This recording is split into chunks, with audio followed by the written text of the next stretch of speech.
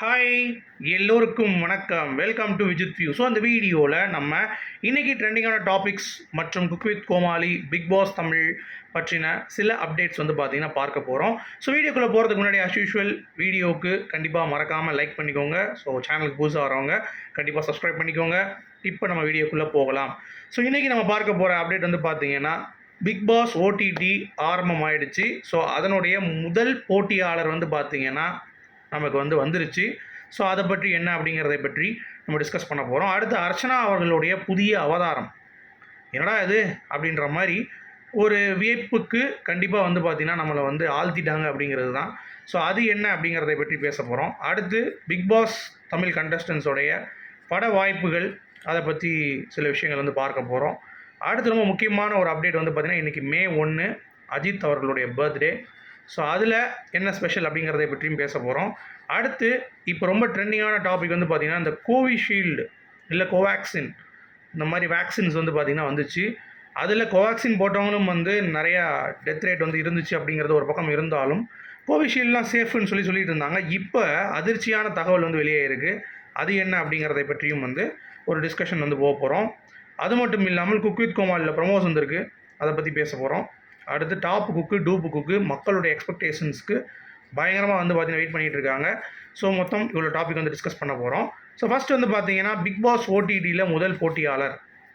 Big pass ஓடிடியா என்னையா சொல்கிறேன், அப்போ அல்டிமேட் ஆரம்பிக்குது அப்படின்னு சொல்கிறீங்களா? கண்டிப்பாக ஆரம்பிக்குது. ஆனால் இந்த மாதத்துக்குள்ளே, அதாவது இந்த குவார்ட்டரில் 2024 ஆரம்பிக்குதா இல்லை 2025 ஆரம்பிக்குதா அப்படிங்கிறது தான் ஒரு கேள்விக்குறியான ஒரு விஷயம். என்ன சொல்கிறீங்க அப்படிங்கிறத தெளிவாக சொல்லுங்கள் அப்படிங்கிறது நீங்கள் கேட்குறது எனக்கு புரியுது. என்ன அப்படின்னா, ஹிந்தியில் பிக் பாஸ் ஓடிடி 3 ஆரம்பிக்குது, சரிங்களா?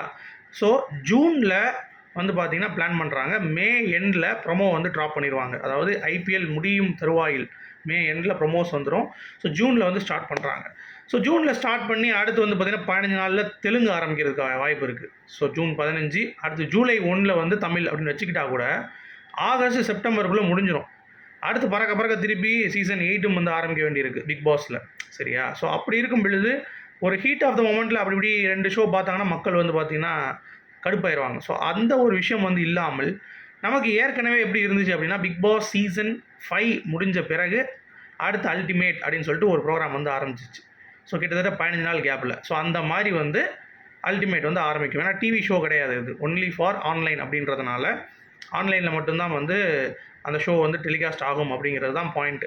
ஸோ அப்படி இருக்கும் பட்சத்தில் ஓடிடி பார்த்திங்கன்னா அடுத்த வருடம் போவதற்கான வாய்ப்பு தான் அதிகமாக இருக்குது. ஸோ ஜனவரி 2025 ஓடிடி ஆரம்பிக்கும் அப்படிங்கிறது தான். சரி, அப்போ இந்த என்னது அப்படின்னு சொல்லி கேட்டிங்கன்னா, ஹிந்தி ஓடிடியில் ஒரு அப்டேட் வந்திருக்கு. முதல் போட்டியாளர் ஷிவாங்கி ஜோஷி அப்படின்ற மாதிரி ஒரு பொண்ணு. ஸோ அவங்க பார்த்திங்கன்னா டெலிவிஷன் ப்ரெசென்டர், நிறைய படங்களில் பார்த்திங்கன்னா நடிச்சிருக்காங்க. ரொம்ப சின்ன பொண்ணு ஆக்சுவலாக. அவங்களுக்கு முதல் போட்டியாளரை தாண்டி இருக்கிறதுலையே பிக் பாஸ் ஓடிடி இது வரைக்கும் பங்கெடுத்துக்கிட்ட கண்டஸ்டன்ஸோடைய மத்தியில் நிறையா சேல்ரி, அதாவது highest paid contestant in big pass OTT history அப்படின்ற மாதிரி ஒரு பேர் பார்த்திங்கன்னா வாங்கிட்டாங்க. ஸோ அவ்வளோ தொகைக்கு அவங்க பேசப்பட்டிருக்காங்க. இன்னும் சில பேர் பார்த்திங்கன்னா வந்துச்சு. பட் இவங்களுடைய ஸ்பெஷாலிட்டி என்ன அப்படின்னு சொல்லி பார்த்தீங்கன்னா, இவங்க ஒரு ஆன்லைன் ஒரு ப்ரெசென்டர் மாதிரி, ஆக்சுவலாக பிரியங்கா தேஷ்பாண்டே மாதிரி வைங்களேன். ஸோ அந்த மாதிரி ஒரு பொண்ணுக்கு எப்படி இவ்வளோ அப்படின்னு சொல்லி பார்த்தீங்கன்னா, சின்ன வயதில் அவ்வளோ ரீச் அப்படிங்கிறது சொல்லப்படுது. ஸோ இது வரைக்கும் பிக் பாஸ் வரலாற்றிலேயே ஆன்லைன் இவங்களுக்கு தான் ஹையஸ்ட் பெய்டு அப்படின்ற மாதிரி சொல்கிறாங்க. ஸோ அது மிகப்பெரிய ஒரு விஷயம்தான். ஸோ எப்போ அப்படிங்கிறத நான் சொல்லிட்டேன். மே எண்டில் ப்ரொமோ வருவதற்கான வாய்ப்பு இருக்குது. ஜூன் ஸ்டார்டிங்கில் பார்த்தீங்கன்னா ஜியோ சினிமாவில் பிக் பாஸ் ஓடிடி 3 கன்ஃபார்ம் ஆரம்பிக்கும். அப்படி ஆரம்பிச்சிருச்சுன்னா தமிழும் தெலுங்கும் அடுத்தடுத்து இருக்குது அப்படிங்கிறதையும் நான் தெரிவிச்சுக்கிறேன், சரியா? ஸோ அதுதான் பாயிண்ட்டு. அடுத்து அர்ச்சனா ஒரு புதிய அவதாரம் எடுத்திருக்காங்க அப்படிங்கிறது தான். ஸோ என்ன அப்படின்னா, தமிழ் அதோடைய முக்கியத்துவம் என்ன, அடுத்து தமிழனுடைய வரலாறு என்ன அப்படிங்கிறதை பற்றி ஒரு முழு ரிசர்ச்சு திருக்குறள் அப்படின்னு சொல்லிட்டு ஒரு ஜேர்னலில் பார்த்தீங்கன்னா நம்ம அறிவு இருக்கார்ல, அதாவது என்ஜாமி பாட்டு பாடினார்ல, அவர் பார்த்தீங்க அப்படின்னா பண்ணுறாரு. ஸோ அதற்கு அர்ச்சனா அவர்களும் குரல் கொடுத்துருக்காங்க அப்படிங்கிறது ஒரு நல்ல ஒரு விஷயம்தான். ஸோ அதில் அவங்க ஒரு கேமராவை தூக்கிட்டு போய் ஃபோட்டோ எடுக்கிறேன் அப்படின்ற பேரில் ஸோ தப்பட்டை எல்லாம் அடிச்சுட்டு இருக்கிறவங்கள கூப்பிட்டு வச்சு ஃபோட்டோ எடுக்கிறது. ஸோ நிறையா பார்த்திங்கன்னா ஃபோட்டோஸ் எடுத்து அதுக்கிட்டே இருந்து நம்ம வாங்கி கற்றுக்கிற மாதிரிலாம் நிறைய விஷயங்கள் இன்னோவேஷனாக பண்ணியிருக்காங்க. பட் இது நல்ல ஒரு முயற்சி அப்படிங்கிறது தான். ஸோ அதற்கு அர்ச்சனாவுக்கு ஒரு வாழ்த்துக்கள் அப்படிங்கிறது. ஏன்னா தமிழ் சார்ந்த சில விஷயங்கள் இன்னமும் வந்து நம்மளை விட்டு நீங்கக்கூடாது அப்படின்றது தான் வந்து பாயிண்ட்டு.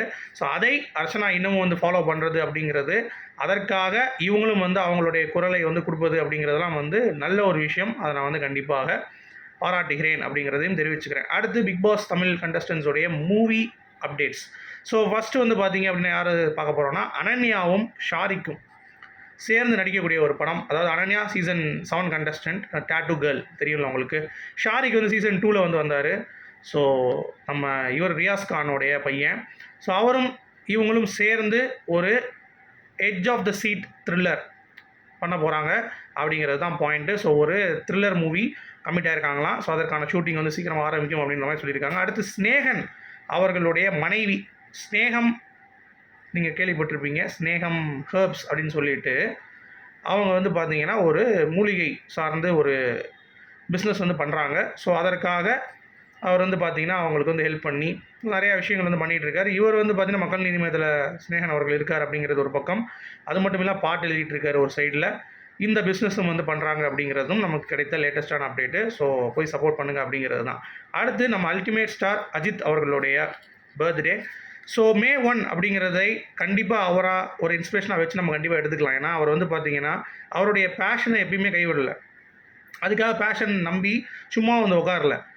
பேஷனும் வந்து ஒரு பக்கம் வந்து பார்த்திங்கன்னா பயங்கரமாக எடுத்துகிட்டு போனாலும், இன்னொரு பக்கம் அவருடைய அந்த ஒரு சம்பாத்தியமும் வந்து க்ளீனாக பார்த்துக்கிட்டு அருமையாக ரெண்டையும் வந்து சூப்பராக கொண்டு போய் உழைக்கணும். உழைத்தால் கண்டிப்பாக ஒரு வெற்றி கிடைக்கும் அப்படிங்கிறதை காட்டக்கூடிய ஒரு நபர் தான் நம்ம அஜித்குமார் அவர்கள். ஸோ அவருக்கு இன்றைக்கி பர்த்டே. ஸோ விஜித் யூ சார்பாக நம்ம அஜித் சார் அவர்களுக்கு ஒரு பர்த்டே விஷஸ் வந்து சொல்லிக்கலாம். அடுத்து ரொம்ப முக்கியமான ஒரு அப்டேட் இன்றைக்கி வந்திருக்கிறது வந்து பார்த்திங்கன்னா கோவிஷீல்டு வேக்சின் மற்றும் கோவேக்சின். ஸோ இந்த 2 வேக்சின் வந்து போட்டவங்க இப்போ பிளட் கிளாட் அப்படின்ற ஒரு விஷயம் நிறையா வந்துட்டுருக்கு. ஸோ கோவேக்சின் தான் பயந்துட்டு இருந்தாங்க, என்னடா அது, ஏன்னா விவேக் அவர்கள் அதை போட்டு தான் வந்து இறந்தார் அப்படிங்கிறது உங்கள் எல்லாத்துக்குமே தெரியும். அடுத்த நாளே திடீர்னு வந்து பார்த்திங்கன்னா மாயமாயிட்டார்.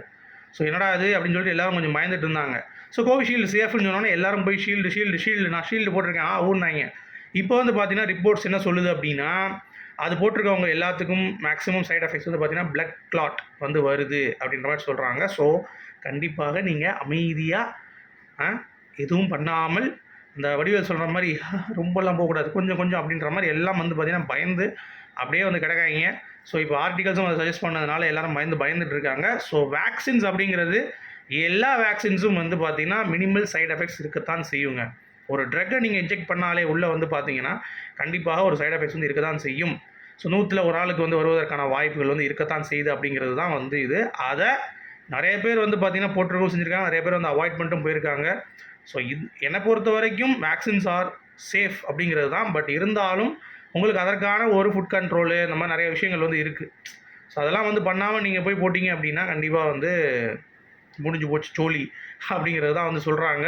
ஸோ நல்லா சாப்பிட்ணும், நல்ல காய்கறிகள் பழங்கள் எல்லாம் எடுத்து நீங்கள் உங்கள் உடம்பை பார்த்துக்கிட்டீங்க அப்படின்னா எந்த ஒரு இதுவும் வந்து ஒன்றும் பண்ணாது அப்படிங்கிறது தான். நீங்கள் போய் ஊசி போட்டு எதுவுமே சாப்பிட அப்படியே உட்காந்துக்கிட்டு டயர்டாக இருந்தீங்கன்னா முடிஞ்சு போச்சு சோழி.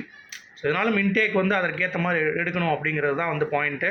ஸோ அது மட்டும் இல்லாமல் அவங்க பாடிக்கு என்ன தாங்கும் அப்படிங்கிறது அவங்களுக்கு தான் வந்து தெரியும், நம்ம வந்து எதுவுமே சொல்ல முடியாது. டாக்டர்ஸ் இதை கேட்டு நீங்கள் போட்டிருந்தீங்கன்னா சேஃப் தான் அப்படிங்கிறது தான். பட் ஒரு பீதியை கிளப்பிட்டாங்க எல்லாத்துக்கும், கொஞ்சம் எல்லாம் பயந்து நடுங்கிட்டு தான் இருக்காங்க அப்படிங்கிறது தான் பார்க்க முடியுது. அடுத்து cook with Comali new promo sea food சேலஞ்சாக. ஸோ எல்லோரும் வந்து ஒரு பக்கம் வந்து அசத்திட்டு இருக்காங்க ப்ரொமோஸில். ஸோ எல்லாத்துக்கும் வந்து ஒரு கெட்டப் போட்டு கொடுத்துட்டாங்க. என்ன அப்படின்னா ஒரு படம் உள்ளேருந்து வரும். ஸோ அதில் வந்து அந்த கெட்டப் போட்டு வந்து பார்த்திங்கன்னா வரணும். புகழ்லாம் வந்து 1000ல் ஒருவன் படத்தில் கார்த்தி அந்த ரோல்லாம் வந்து போட்டுட்டு ஸோ இந்த மாதிரி ஒவ்வொருத்தவங்களாம் வந்து பண்ணி அவங்களுடைய பெர்ஃபார்மன்ஸ் வந்து பார்த்திங்கன்னா எனாக்ட் பண்ணுறாங்க. பட் எல்லாமே நெகட்டிவ் கமெண்ட்ஸாக தான் வருது. நீங்கள் எத்தனை பேர் செக் பண்ணிங்கன்னு தெரில. இந்த அன்ஷிதா அக்பர் ஷா அப்படின்ற அந்த பொண்ணு மேலே பயங்கர நெகட்டிவ் கமெண்ட், ட்ரெஸ்ஸிங் ஒழுங்காக பண்ண மாட்டாங்க, என்னப்பா அது கோமாளின்னு சொல்லிட்டு இந்த இதுலேயும் கவர்ச்சி கொண்டு வரீங்க அப்படின்ற மாதிரி, இந்த ஷோ சரியாக பிடிமானமே இல்லை, பட்டே வந்து பண்ணியிருக்கலாம் அப்படின்ற மாதிரியும், ப்ளஸ் இந்த ஷோவுடைய ரியாலிட்டியே வந்து போயிட்டுருக்கு, ரொம்ப கிரிஞ்சாக இருக்குது அப்படின்ற மாதிரியும் வந்து நிறையா கமெண்ட்ஸ் வருது. ஸோ எல்லோரும் வந்து டாப்பு குக்கு டூப்பு குக்கு நாங்கள் வெயிட் பண்ணுறோம் அப்படின்ற மாதிரிலாம் சொல்கிறாங்க. சன் டிவியில் பத் அவர்களுடைய ஷோ, சரிங்களா? ஸோ அதற்கு வெயிட் பண்ணுறாங்களாம். அதில் என்ன ஒரு ஹைலைட் அப்படின்னா வடிவேல் அவர்கள் வந்து வருவதற்கான வாய்ப்புகள் ரொம்ப அதிகமாக இருக்குது. சைன் பண்ணிட்டார் அப்படின்ற அப்டேட் இருக்குது. ஸோ வெயிட் பண்ணி பார்க்கலாம். உங்களுடைய கருத்துக்கள் சொல்லுங்கள். மீண்டும் நாளை இன்னொரு வீடியோ சூப்பராக சந்திப்போம். அது வரைக்கும் குட் பை.